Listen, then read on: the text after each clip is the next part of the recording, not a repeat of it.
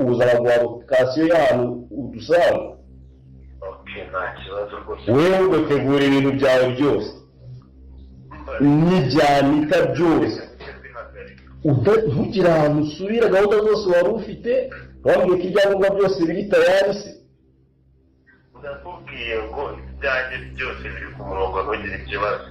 yaba ari amafaranga yo kugenda, yaba ari buri kimwe cyose n'ibyangombwa bya leta narabyujuje ndabifite. Okay, ubu noneho ikintu muganga yateye igikumwe nubwo tutaragenda. ubu murage byose bigikore neza. Ubu ngiye kuzamukana nawe, wefata imodoka yawe uzamuke, nugera ruguru muri centre. Yesu wanjye, kugiye kugira ubuzima bwiza, kugiye kubaho neza, kugiye kuryoha. Anita, ugiye kugira ubuzima bwiza, ugiye kubaho neza, uri kubyumva neza? Nicyo nawe nkwifuriza kuva kera uri umwana. Urimo urareba ni iki kiri kukurira?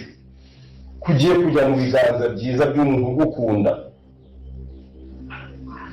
ati mwihorere humura, azabona ko mukunda nyuma, ubu ntabwo yabibona. Zamuka gatoya, zamuka nugera kuri santirariya ubaze kwa Epimake, inyuma yaho neza hari agashyamba kari k'inturusu za Marideni, aho ngaho niho uri bunsanga. reka nje gufata imodoka yari iri mu kinamba, ubwo ndahita muvugisha. Sawa, urakoze cyane.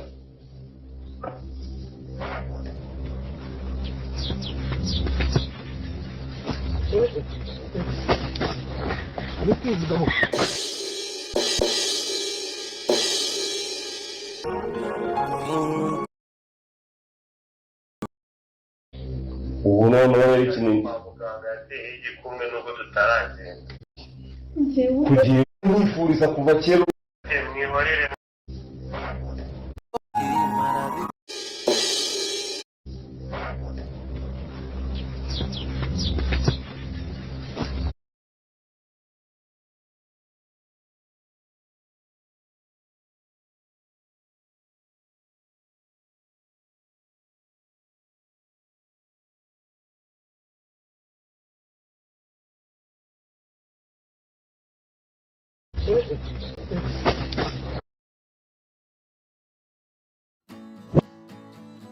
tayari ndagira ngo mbere na mbere tumanze gushimira Emile na Kamarade kino gikorwa cy'ubutabazi bakoze, nyamara bagikoreye igihe ndagira ngo byari birangiye, usibye kuba Emile na Kamarade batabariye igihe y'amana bavuga itajya, nubwo yatinda itajya itererana umwana wawe. Ndagira ngo nkubwire ngo Anita hano ngaha Imana irakoze, ahangaha Imana iramwibutse, yibutse ko ari umwana wawe, iravuga iti reka nawe ari umwana wanjye, kubera ko ninjye wamuteye kubaho n'imiruho yose, ninjye uba wabigenwe, reka mutabare bwa none. Ndagira ngo nkubwire ngo ubwo bari barenze aha byari biraba birangiye, ndagira ngo nta kindi kintu turakora, ujye muri comment wandikemo amena cyangwa se umfashe gushyiramo udutima twinshi cyane ku bw'uko Anita atabashije kuba yahura na Are, kubera ko byari byarangiye bari bamaze no kwitegura Are, nyamara we azi ko ubu ngubu umukobwa ari nkaho yamugije mu mahanga.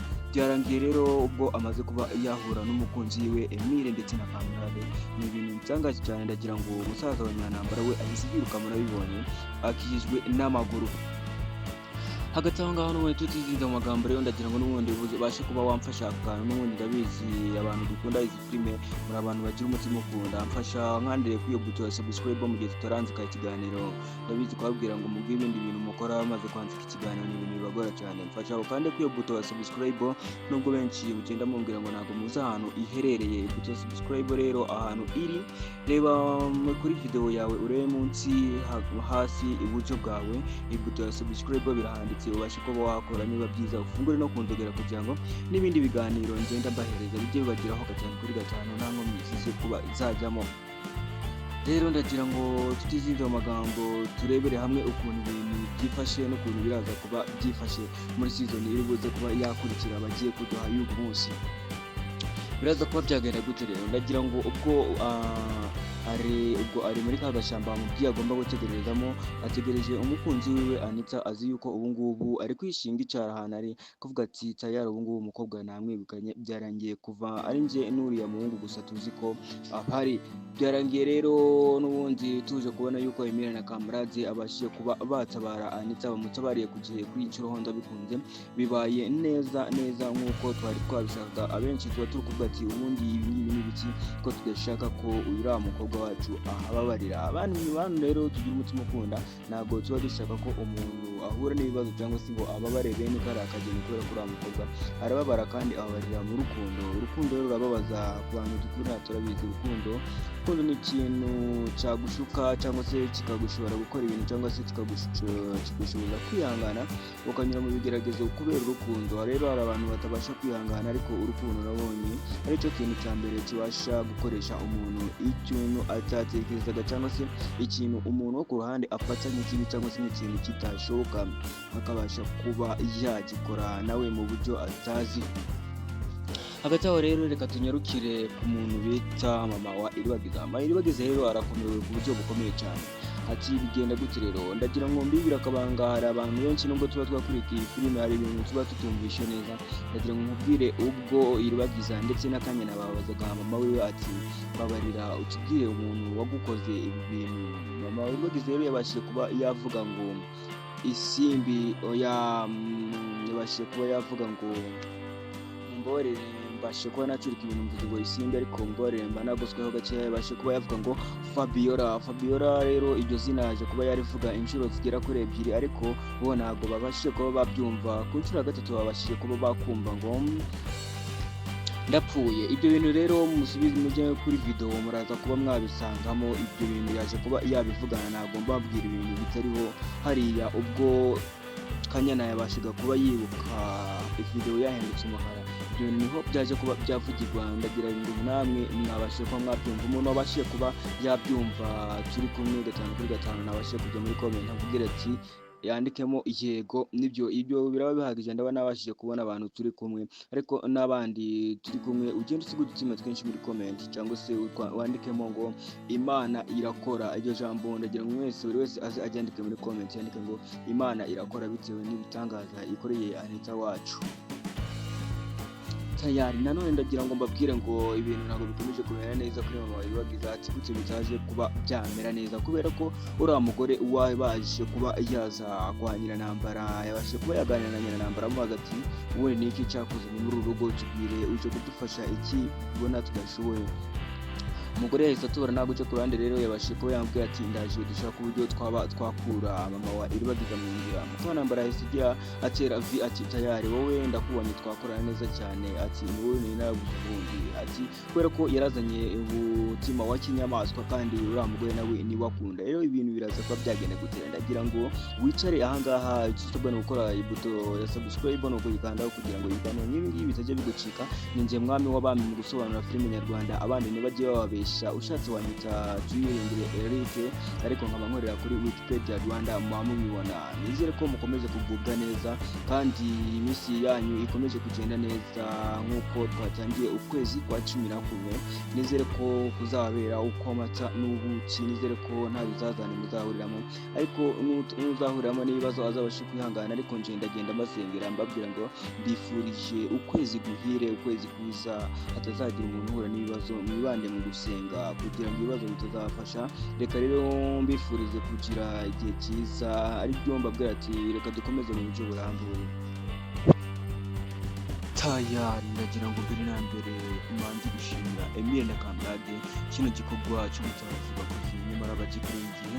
Ndagira ngo byari birangiye usibye kuba Emile na Kamarade batsibanye igihe y'Imana bavuga itajya nubwo yatinda itajya iterana umwana wawe. Ndagira ngo mbwire ngo Anita hano ngaha Imana irakoze, ahangaha Imana iramwibutse. Nibutse ko ari umwana wawe, iravuze iti reka nawe ari umwana wanjye, kubera ko ninjye wamuteye kubaho n'imiruho yose, ninjye uba wabigennye, reka mutabare bwa none. Ndagira ngo nkubwire ngo ubwo bari barenze aha byari biraba birangiye. Ndagira ngo nta kindi kintu turakora, ujye muri comment wandikemo amena cyangwa se umfashe gushyiramo udutima twinshi cyane ku bw'uko Anita atabashije kuba yahura na Alain, kubera ko byari byarangiye rero bamaze no kutegura Alain, nyamara we azi ko ubu ngubu umukobwa ari nkaho yamugije mu mahanga.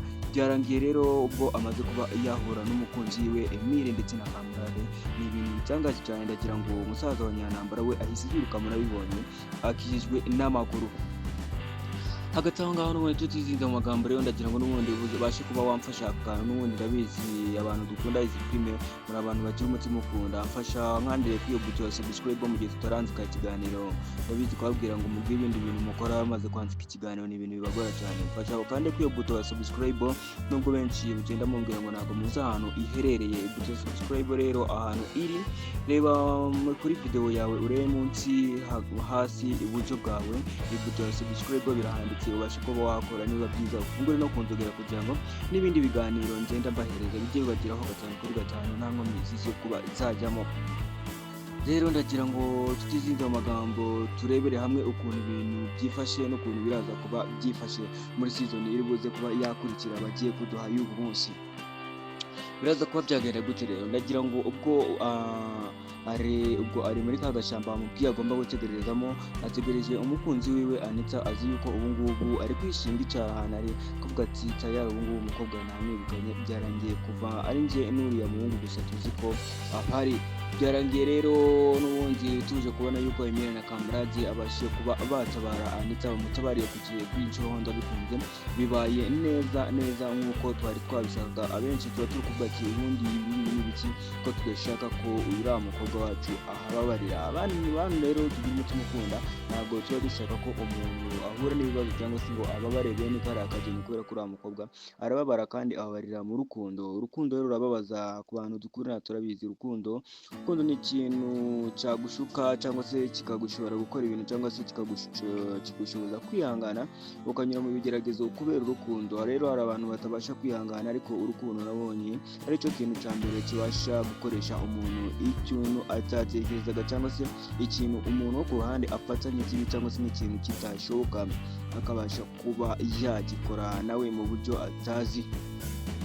Hagati aho rero reka tunyarukire ku muntu bita mama wa Iribagiza. Iribagiza rero arakomerewe ku buryo bukomeye cyane. Ati bigenda gute rero? Ndagira ngo mbibira akabanga, hari abantu benshi nubwo tuba twakurikiye iyi filime hari ibintu tuba tutumvishe neza. Ndagira ngo nkubwire ubwo Iribagiza ndetse n'akanya nababazaga mama wiwe ati babarira utubwire umuntu wagukoze ibi bintu.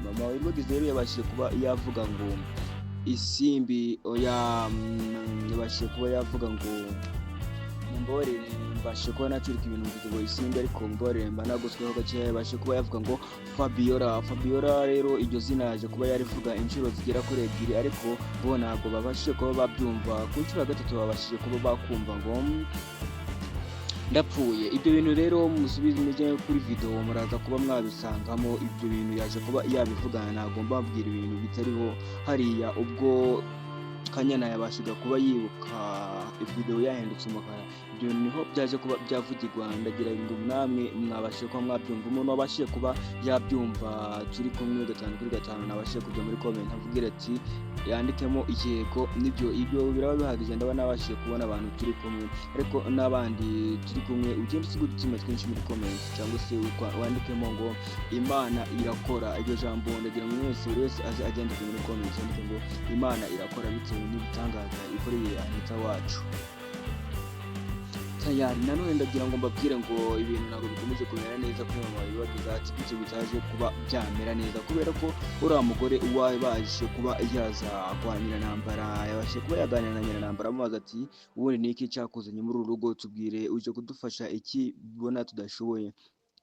Umugore yahise atubara ntabwo cyo ku ruhande rero yabashije kuba yambwira ati ndaje dushaka uburyo twaba twakura mama wa Iribagiza mu nzira.